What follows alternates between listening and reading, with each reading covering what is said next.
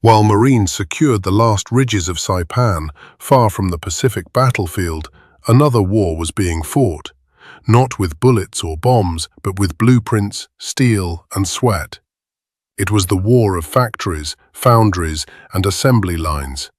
And in that war, America had already won before the first Sherman rolled off the line.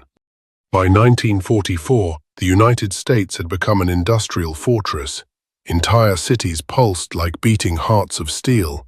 Detroit, Cleveland, Pittsburgh, Chicago. Every block seemed to hum with machinery. Every window glowed through the night. Tank factories, aircraft plants, shipyards, all operating in unison around the clock. It was the greatest mobilization of production in human history. Where once there were cars, now came tanks. Where once there were sewing machines, came aircraft parts and shell casings. In Michigan, the Detroit Tank Arsenal, built by Chrysler Corporation, stood as a symbol of this transformation. A mile-long assembly line rolled out Sherman tanks like clockwork, one every 38 minutes. In December 1942 alone, the arsenal's 5,000 workers built 97 tanks. That was more tanks in a single month than Japan could produce in an entire year. The American war machine wasn't manned only by soldiers on the front. It was sustained by those who never held a rifle. Factory workers, engineers, and welders. Thousands of women stepped into the industrial workforce, many for the first time. They became riveters, welders, and machinists, turning raw steel into armored might. Their hands built the Shermans that would cross Europe and the Pacific. Their precision ensured that every gun fired true, every engine roared to life. They worked 3 shifts, 24 hours a day, 7 days a week. An army of steel workers who never saw the battlefield, but whose labor decided its outcome. They called them Rosie the Riveters, but history would remember them as the backbone of victory. Across America, tank factories operated like orchestras, synchronized, efficient, unstoppable. Fisher Tank Arsenal in Michigan, Baldwin Locomotive Works in Pennsylvania, and Pullman Standard in Illinois all produced Shermans by the thousands. Even locomotive companies, like American Locomotive and Lima Works, converted their expertise to build tanks instead of trains.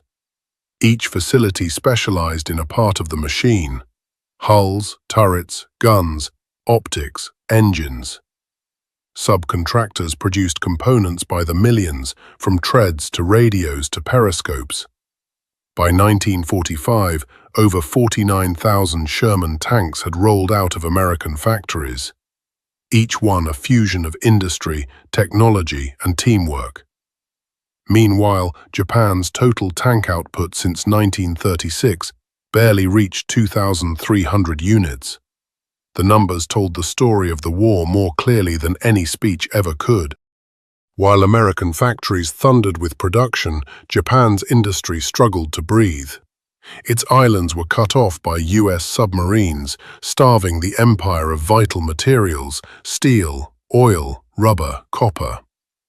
Factories were small, scattered, and vulnerable to bombing. Even before the war began, Japan's economy was overstretched by years of fighting in China. Now, by 1944, it was collapsing under the weight of total war. Japanese engineers had drawn up designs for improved tanks, the Type 3 Chi-Nu and the Type 4 Chi-To, both equipped with heavier guns. But these remained mostly on paper. Only a handful were ever completed. In total, Japan managed to produce just 166 Chi-Nu tanks before surrender. None saw combat outside the homeland. While Detroit built hundreds of tanks a month, Tokyo's factories struggled to build 10. President Franklin D. Roosevelt had once called America the arsenal of democracy. By 1944, that phrase had become a living reality. Factories that once built consumer goods were now fortresses of production. Workers found pride in their labor, knowing each tank or rifle that left their hands was part of a much larger cause. America didn't just fight battles, it built them. And the Shermans, roaring across island beaches and European fields alike, carried more than shells and armor. They carried the proof that in modern war, industry was as decisive as strategy, as lethal as any weapon. The contrast between American and Japanese production was staggering. The Hago, Japan's light tank, weighed about 7 tons and mounted a 37mm gun. The Sherman, in comparison, weighed over 30 tons and carried a 75mm cannon, stabilized for firing on the move. Each Sherman had a 5-man crew, a powerful radio, thick armor, and a reliable engine. Each Hago had thin plating that even a .50 caliber machine gun could pierce. For every Japanese tank destroyed on Saipan, there were hundreds more Shermans waiting across the Pacific. It was a war of numbers, and numbers, in the end, don't lie. As American tanks rolled off production lines and onto transport ships, Japan's tank crews were being told that spirit could still triumph over steel. They believed it, many of them, to the very end. But the truth was written in the skies over Tokyo, where B-29s from Saipan would soon appear, proving that the age of faith alone had ended. Saipan wasn't just a military turning point, it was the moment when the balance of industrial power revealed the outcome of the war. Machines, not myths, would decide the future. And in that race, America had already crossed the finish line. By the summer of 1945, the empire that once spanned the Pacific was collapsing. Saipan had fallen, Iwo Jima had bled, Okinawa was burning, and Japan's tank force, once a symbol of expansion, was reduced to ashes and wrecks, scattered across the islands. The Type 95 Hago, the light tank that had rolled triumphantly through China in the 1930s, was now obsolete, a relic facing an unstoppable industrial tide. But the story didn't end on the beaches of Saipan. The last act of Japan's armored war would be written in places far colder and far more decisive. In April 1945, American forces landed on Okinawa, the final stepping stone to Japan itself. Waiting for them were the last operational Japanese tanks, outdated Type 95s, a few Type 97s Chi-Ha mediums, and the newly built but scarce Type 3 Chi-Nu. They were dug into hillsides, camouflaged among trees, and buried up to their turrets. No longer weapons of maneuver, now just fixed guns waiting for their final battle. When the Shermans came, the outcome was immediate and brutal. The Japanese tanks fired, but their shells bounced harmlessly off the American armor. In return, the Sherman's 75mm guns turned their positions into fireballs. The few surviving Japanese crews fought with desperate courage. When their ammunition ran dry, they charged with pistols or bayonets against tanks. It wasn't strategy anymore. It was sacrifice, pure, hopeless, and human. By the end of the Okinawa campaign, Japan's tank arm was gone. Out of more than 100 deployed, none remained operational. While American bombers burned Japan's cities, another storm was gathering to the north. In August 1945, the Soviet Union declared war on Japan and unleashed its armored divisions across Manchuria. Against them stood remnants of the once proud Kwantung Army, outdated guns, starving soldiers, and a handful of tanks that belonged in museums. The Red Army advanced like a tide of iron. T-34s and IS-2s heavy tanks smashed through Japanese lines in hours, not days. Entire divisions ceased to exist before they could even radio for help. Japanese tankers tried to fight. Many died in their vehicles, firing until the end.